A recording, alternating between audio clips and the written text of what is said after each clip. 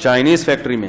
بھائی کسی نے بتایا کہ یہاں چائنا کی کوئی فیکٹری ہے ادھر لگی ہے, ادھر جو ملازم ہیں چائنا والے ان کو نماز نہیں پڑھنے دیتے, وہ چائنیز ملازمین کو نماز نہیں پڑھنے دیتے.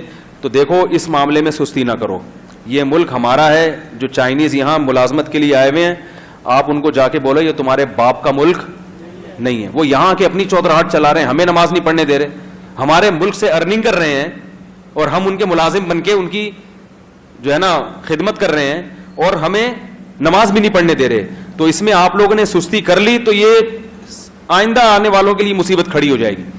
تو یہ جتنا بھی پیغام لوگوں تک جا سکتا ہے اس کو پہنچائیں کہ جو بھی یہاں چائنیز کے ساتھ ملازمت کر رہے ہیں, کوئی چائنی باس ہے اس کو بولیں, پہلے تو محبت سے بتائیں کہ بھائی ہمارے مذہب میں نماز چھوڑنے کی کسی قیمت پہ گنجائش نہیں ہے. پہلے تو محبت سے, ایک دفعہ محبت, دو دفعہ محبت, کوشش کریں افسران بالا تک بات پہنچائیں. اگر پھر بھی نہیں ہوتا تو اس چائنیز کو بولیں یہ تمہارے باپ کا ملک نہیں ہے. اور جب چند لوگ مل کے جمع ہوں گے نا اور طبیعت سے اس کی لگے گی چترول, تو انشاءاللہ اس کا باپ بھی نماز پڑھنے دے گا آپ کو. اس میں نمازیوں کو سستی کرنے کی اجازت نہیں ہے. لوگ کیا کر رہے ہیں, فون آتے ہیں, آج بھی صبح کوئی پوچھ رہا تھا اصل میں وہ نماز پڑھنے ہی نہیں دے رہا تو وہ جاب جانے کا خطرہ ہے تو پھر ہم مجبوراً. کیوں بھائی, یہ ہمارا ملک ہے, یہ ان کے باپ کا ملک تھوڑی ہے. ہم جب ان کے ملکوں میں جاتے ہیں کیسے ٹھٹھرے ہوئے رہتے ہیں کہ کوئی چیز خلاف قانون نہ ہو جائے اور کہیں کچھ نہ ہو جائے. تو اپنی جو ہے نا اپنی عزت انسان کو کروانی پڑتی ہے. ان کو یہ باور کروانا پڑتا ہے کہ تم یہاں آئے ہو, تم ہو اصل ملازم, سمجھ رہے ہو, اب تم ہمارے قوانین کے حساب سے چلو گے تو نماز تمہارا باپ بھی ہمیں پڑھنے دے گا. اسی کا چائنیز میں ترجمہ کر کے کلپ چلا دے وہاں کہ چینگ پوں کہاں چی چی چی پوں پاں چاں چاں چاں چاں, کچھ چلا دے اس کو, ٹھیک ہے.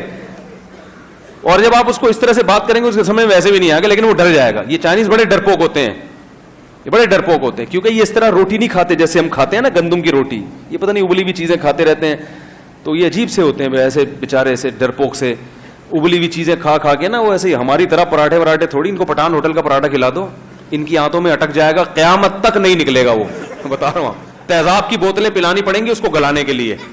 یہ ہمارے میدے ہیں جو پٹھانوں کے ہوٹلوں کے جو ہے نا پراٹھے, الحمدللہ دو پراٹھے بھی کھا جاتے ہیں, ہم ہضم کرتے ہیں. تو یہ ابلی ہوئی چیزیں کھاتے ہیں, وہ جھینگا فش, بس یہی چیزیں. ہم لوگ دمبے کی چربیاں کھانے والے الحمدللہ لوگ ہیں.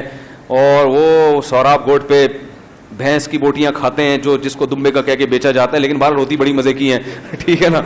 تو یہ تو میں نہیں کہہ رہا آپ لڑائی بھڑائی کریں, میں یہ تو مزاح کر رہا ہوں میں, لیکن مضبوط لہجے میں جا کے چند لوگ جائیں, ان کو بولیں بھائی یہ نہیں ہو سکتا. کیونکہ ایک آدمی نماز نہیں پڑھے گا اس کو جاب سے نکال دیں گے, پھر دوسرا آئے گا وہ کہے گا یار پہلے کو نکال دیا تو اب میں تو نہیں پڑھ سکتا نماز.